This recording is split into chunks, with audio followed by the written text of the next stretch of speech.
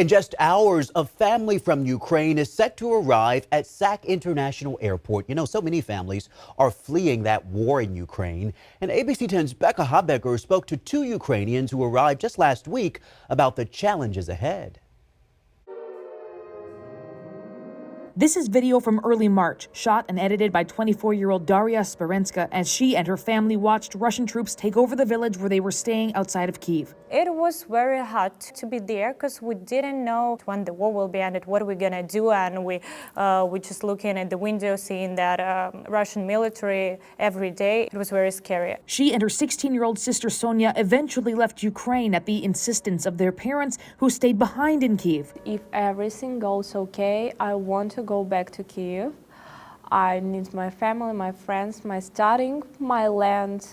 I just miss it so much. Their escape took them from Ukraine to Poland, to France, to Spain, to Mexico, and finally to the U.S., where they crossed the southern border into California from Tijuana and arrived in Sacramento last week. Because here in Sacramento, the largest Ukrainian community. Vlad Scott is chairman of the local nonprofit Ukrainian American House. Vlad Scott says a lot of these Ukrainians crossing at the southern border in Tijuana are not getting refugee status. Instead, they're getting something called parole status, which makes it very difficult to get a work permit. That's a big issue for those people because they came here in California, very expensive place to live, and those people, they want to work. Dozens of members of Congress signed a joint letter to President Biden last week urging the administration to do more for Ukrainians fleeing their country. In a statement to ABC 10, California Democratic Congressman John Garamendi, who signed this letter, said, in part, "I believe the United States should be doing everything in its power to admit Ukrainians fleeing Putin's war against their country under refugee status rather than the less comprehensive parole status."